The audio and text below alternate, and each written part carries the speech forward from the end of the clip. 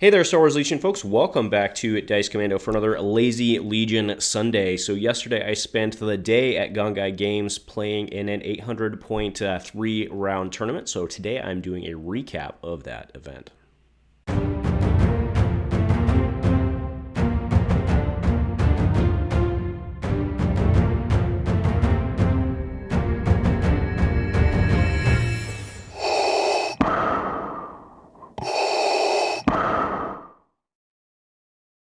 A huge shout out to our channel members for supporting what we do here. If you want to get involved with the channel and the Dice Commando community, please consider joining as a channel member. Remember, these videos are only possible with your support. You can show that support with a like, a subscribe, and by leaving us a comment and sharing your feedback. Community first, and go Commando. Hey there, Legion folks. So welcome back. Thanks for checking in this morning. I know we are going up actually midday instead of this morning, but that's because I got back yesterday and I just didn't have the energy to shoot this and get it ready for Sunday morning. So shooting it Sunday morning, going up Sunday afternoon, but yeah, I know you guys know how it is. So yeah, I had a great time at the event yesterday. So it was hosted by Brentauntaun. Huge shout out to you, man. You did a great job. So there were 6 players overall. So I'm going to do my best running down this today to keep it short, but I mean, it was a whole day of play, so it'll be what it'll be, right? And there's a lot to talk about. So let's first just do the overall rundown. So there were 6 players for 3 rounds. We ended up with 3 Empire, we ended up with 2 CIS, and we ended up with 1 clone player. I did not have a chance to run up against the clone player. No rebs out there. So first what we'll do is we'll run through the tables as I like to do. I like to take videos of the table. So Brenton was really smart. He had 4 tables there so that nobody would, right? Because sometimes you run into the problem where like somebody has to play on the same table again. So he had the extra table so that people wouldn't be forced unless they chose to. It did turn out that my final round, one guy had played on 2 and I'd played on 2. So we just picked one that he hadn't played on, which was his table. So running through the tables, we have kind of the cargo bay one, which Brenton had brought, but this is actually Fluffy Saurus's his terrain. So one of his tables. This one's kind of a fun. I don't know that this one. I didn't play on this one. Yeah, I didn't play on this one. Like I said, I know everybody else had played on a lot of the other stuff, but I set this one up. And then we have another one. This is like the Badlands Wastelands table. So Brenton and our game was on this table. There's a lot of dead people all over. It's actually pretty cool terrain. It was actually a pretty good map and did a good job setting it up. And then we go over to the true pieces of art, right? So Nathan's tables, right? We've seen his Mustafar table before. It's a really, really pretty, really, really cool table. And I don't want to take anything away from that table. That said, the excitement of the day is he has spent, I don't know, forever making a new table, the Naboo table, which is just freaking gorgeous, right? Table's awesome. I did end up playing on this one twice. Played a first round because we wanted to play on it, and then third round with him because he hadn't played on it yet. And it's a gorgeous table. So you can see it's got the big courtyard in the middle. Everything's big enough, minus like just a little bit for an antenna to get vehicles underneath. What a beautiful, beautiful table. So nicely done there, man. I don't know where you store all this stuff or you have the time to do it, but you do a great job with your tables. So, all right, let's go ahead and get into my list real quick. So I was running Iden and Veers, mainly because I can use Veers. Veers has the card that lets everybody recover when you go issues them, when he issues an order, they can recover, which is pretty sweet for tactical and all that, right? For offensive push. So. All right, so Iden had situation awareness, offensive push, and then her rifle and her seeker droid. Seeker droid did a little bit of work against Maul, actually, but not much else. But I mean, he's just kind of there for the shield token. Veers has the binocs on him, which makes sense. I was running 3 full shores with the T-21B and an extra dude. 1 bare bones unit of Stormies. They did nothing all day except sit in the back and hold objectives down, which is kind of their job. So they did what they were supposed to do. I have a squad of IDTs who ended up being the MVP on the day. I think they did a lot of work versus Brenton. They killed a lot of droids versus Brenton. They helped finish off some spider droid. They helped finish off the spider droid in the last round.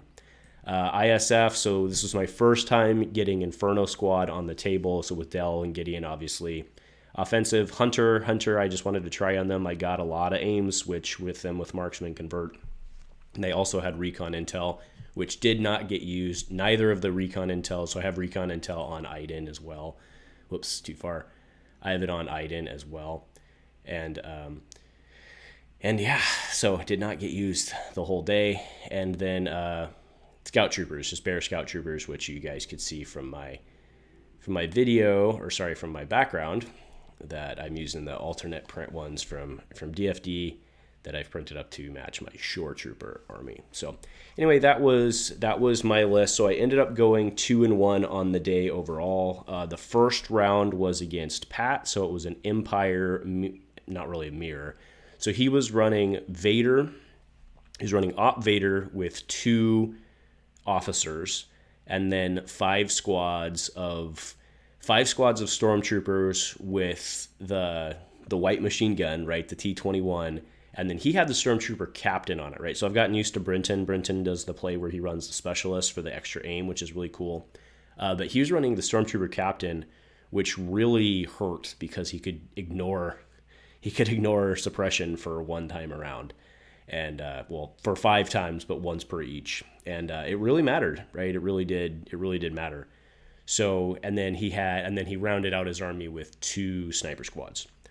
So this one just didn't go my way early. I made a huge mistake. So I took the sniper rifle with Iden, and Vader is immune pierce, right? So I have a fair amount of pierce. I've got several pierce shots, and then there's the lethal on the ISF, and it just wasn't doing anything, right? So I was just shooting at Vader and just ping, ping, ping, ping, and his snipers were picking guys off, and my shores were going down, and he was rolling.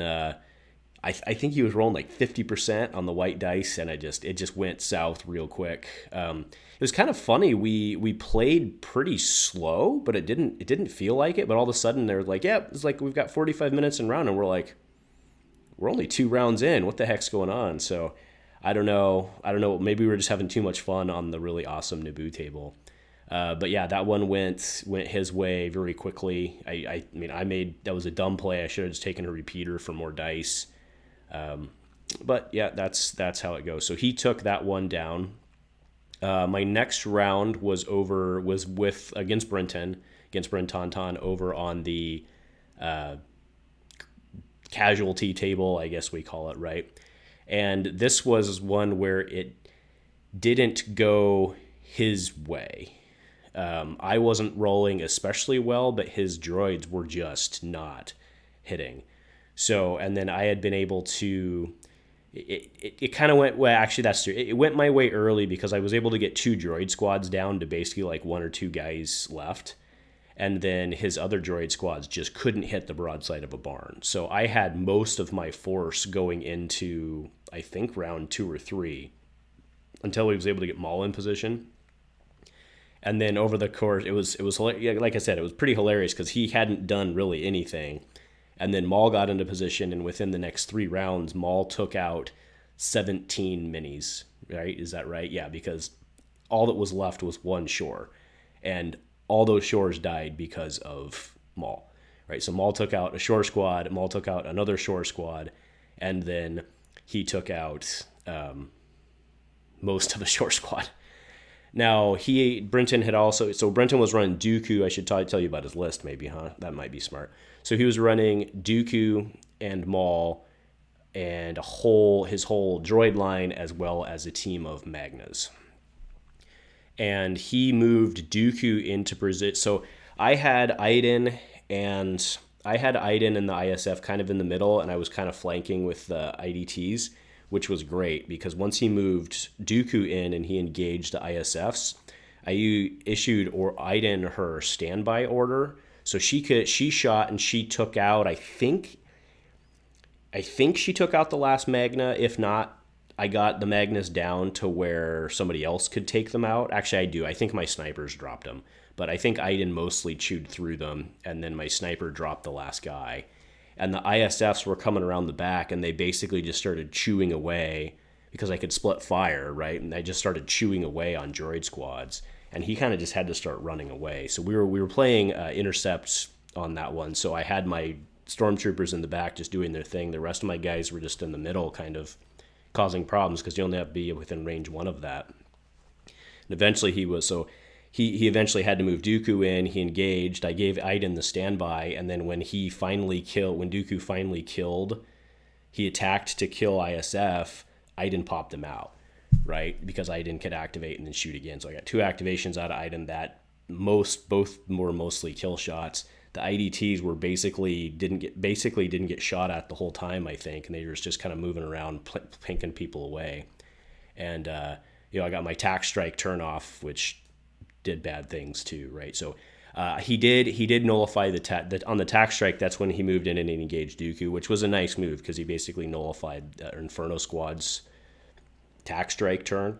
But the other guys got to do exactly what they wanted, and that's when the Magnus mostly went down, and then the IDTs moved around, and it was pretty much downhill for him from there. Now he had Maul in the middle, and I think I think we ended up calling it in round 5, but he had moved in and he had engaged in melee. I'll throw the picture up. He had engaged Iden and the droid in melee, but it was pretty clear that even if he had 1 wound on Maul, and even if he lived and threw out Iden, I was still going to take it down because he had the one, I had the other one, and I had so many more because I had Veers and I think the Shore single left, and the IDTs were all in the middle, protecting the middle one. So it was pretty clear I was going to take it. So I think there was only maybe like 15-20 in round, and we just called it. Moving into the last one, so Nathan was 2-0 at that point, and I was 1-1. So mathematically, I think he had already won it. But anyway, so him and I got paired up, and we chose the Naboo table again. Now he was running the big tank list, right? So he had, throw up a picture of his tank rolling through town, which was pretty cool. So he had an AAT, he had a spider droid, he had Kalani, he had 2 groups of Magnas, both with RPS, and then just a buttload of droids. I think that was the full list, yeah. It was 800 with 809 activations, I believe.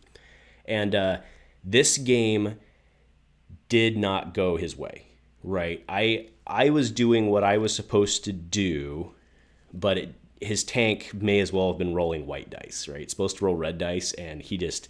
So, because I just unloaded on his tank. Everything I had, he rolled his tank through, and everything I had went into his tank. Veers' maximum firepower went into it. Iden went into it. ISF went into it. T-21Bs with critical went into it. And I was generating, 2 to 3. And then, marksman is amazing, right, for that, because you can, as opposed to hits just bouncing off, you can just upgrade them. So I generated a lot of crits, but his reds were just not hitting. They just weren't. And the tank went down round 2.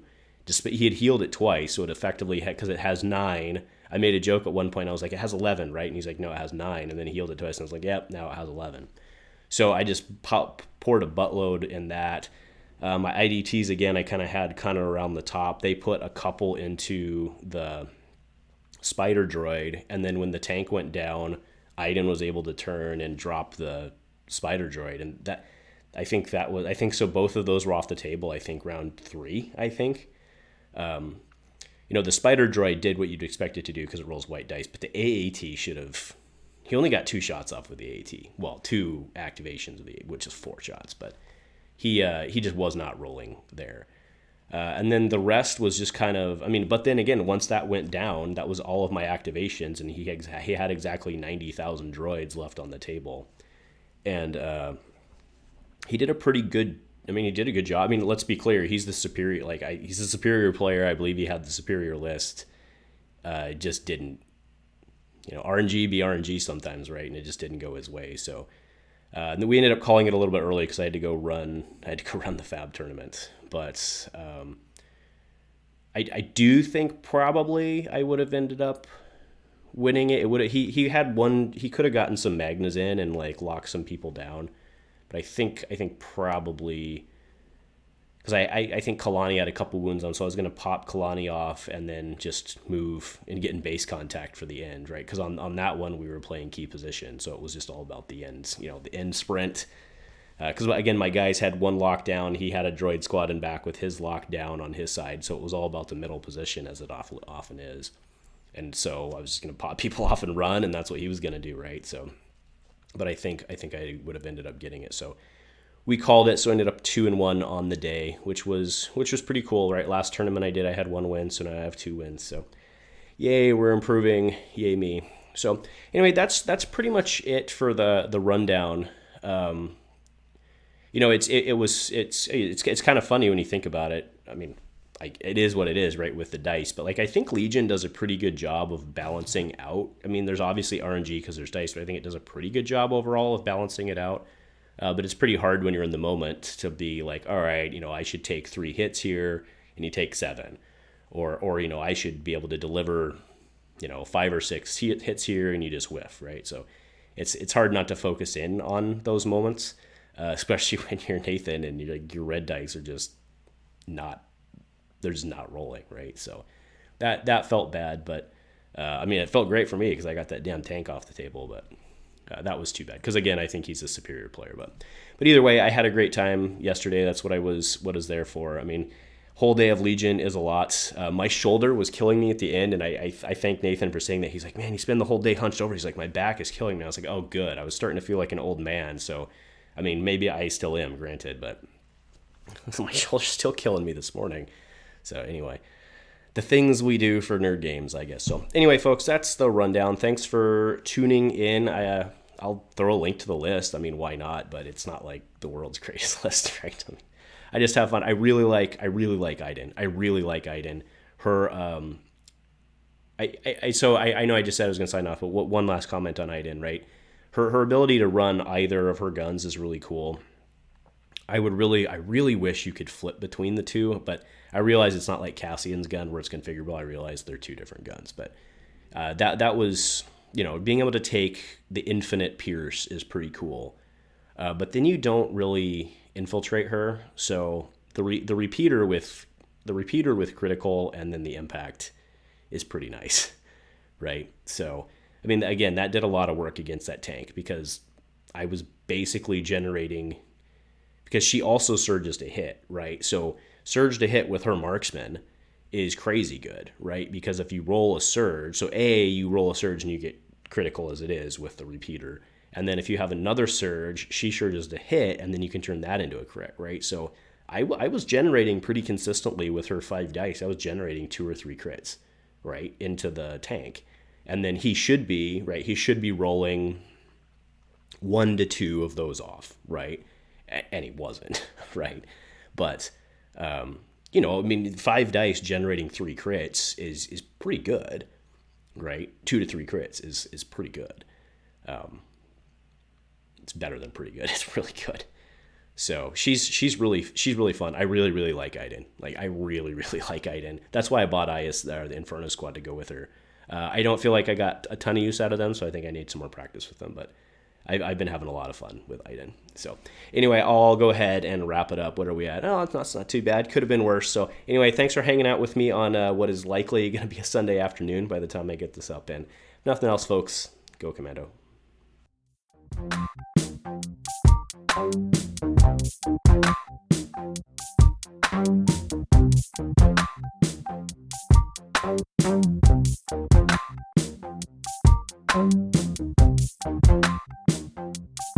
Thank you.